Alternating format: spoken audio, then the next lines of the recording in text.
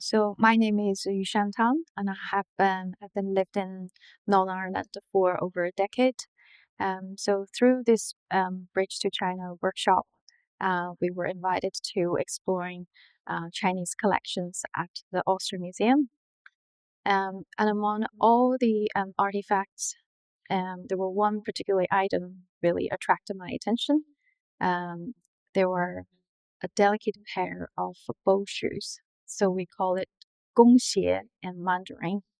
So in Chinese history, these shoes have long been regarded as a symbol of um, feudal oppression and patriarchal cruelty, and representing centuries of social control over women's bodies. Foot binding, um, once as seen as a remark of refinement and beauty, ultimately became the most tragic metaphors for the confinement of female identity in pre-modern China. So looking closely at this particular pair, that stored in Ulster Museum, I've noticed something unusual. So the top parts of the shoes was actually manufactured. I flipped through the inside of the linen. We can see the industrial workshops stamps in there. But the bottom part of the shoes were handmade because you can see the stitches are not as even. So they were apparently sold by their owner or the maids of their owner. Um, so by studying, I um, so this unique combination of the manufactured object and with the handmade parts on it, and it's suggested this pair of shoes was actually made in a particular a historical moment in China, which was perhaps in early 1900s, where China gradually was influenced by the first industrial revolution, and there's a emergence of um, machinery workshops and companies and the early forms of industrial enterprise. By studying this pair of shoes, it's reminded of my late grandmother, who was lived in that period of time, and also as a woman who lived in the shadow of that tradition. So my grandmother was actually so-called half-blinded woman. What does that mean? It means she had practiced the foot binding when she was little, but later stage her feet was released and she had abandoned that practice. Now, as a young me, when I was little, and we have never really get into the details to find out why that happened, why that had stopped. So that leave the space for a little imagination for myself. So I created this romantic interpretations for this matter. I would like to imagine my grandmother was from a well-educated, open-minded, um, perhaps a wealthy family, and particularly her mother, my great-grandmother. I'd like to imagine her as a gentle but strong woman, be able to stand above the air and be able to see through the patriarchal atmosphere, um, and to be bold against this tradition and protect our daughter from pain. Now, but through the workshop, there was one of the topics that we had discussed was the socioeconomic status of the women who binded their feet, because apparently this practice was not can be afforded by all the families. It was actually quite expensive practice, the material cost and time-consuming extra, etc. Um, so then I started to reveal this truth about my grandmother's background. She was not from a wealthy family, and she was actually from a poor family, a very, very poor family.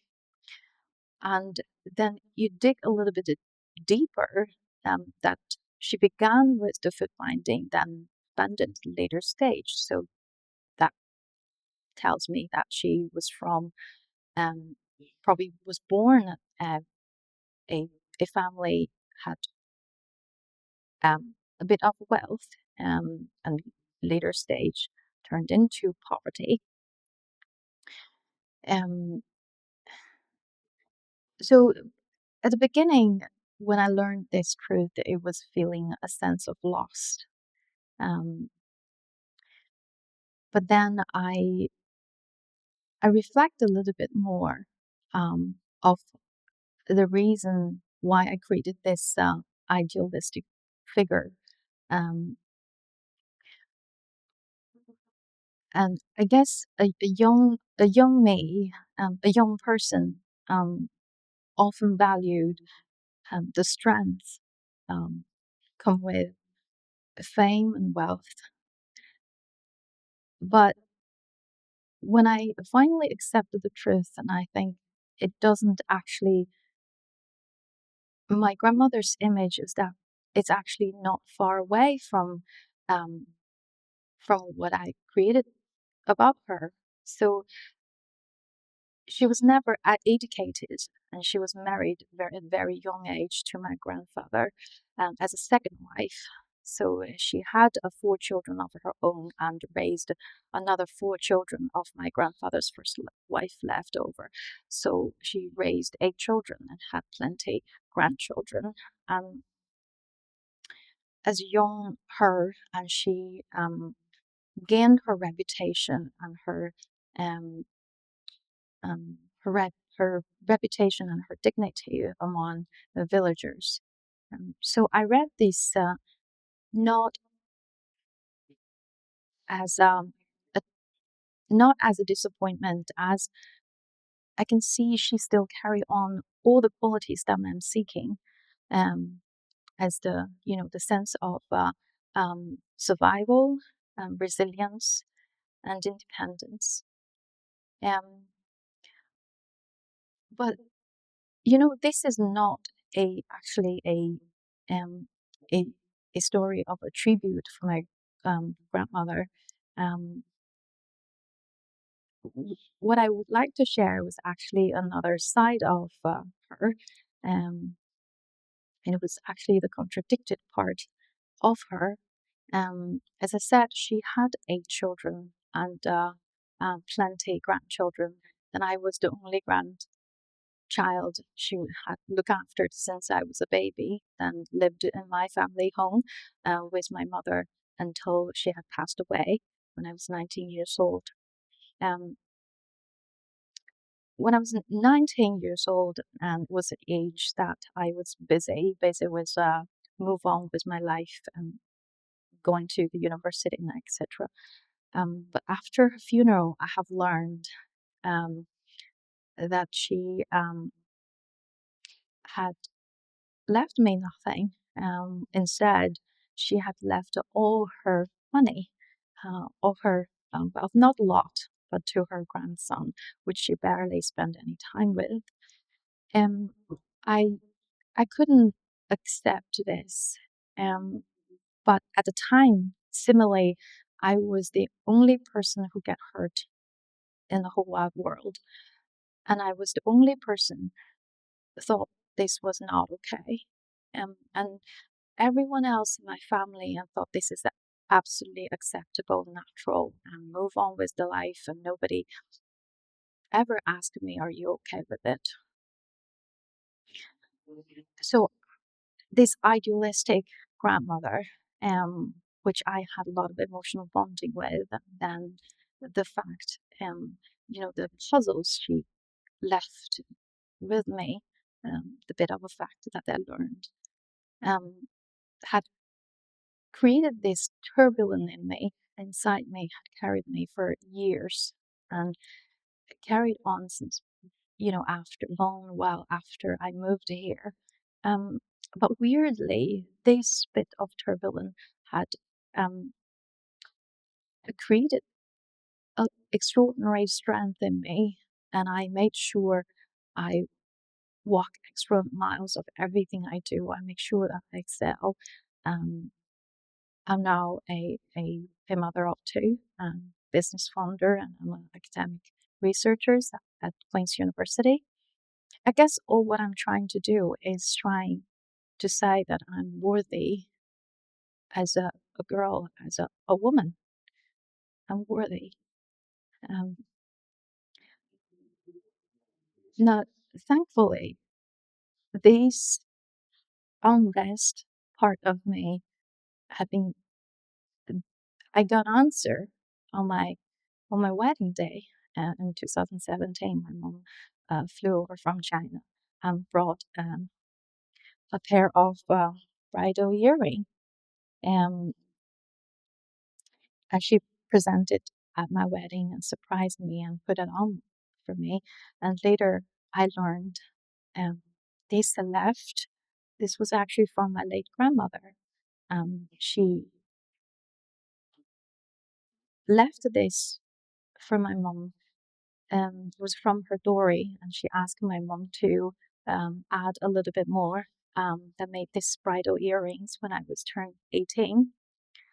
So she did left me almost everything, um, and I guess do this again. So I guess I am loved and I'm blessed. Um, um, Now we go back to the Heritage project in Northern Ireland. I'm really grateful that I get involved in this project and be able to see how many people have been trying.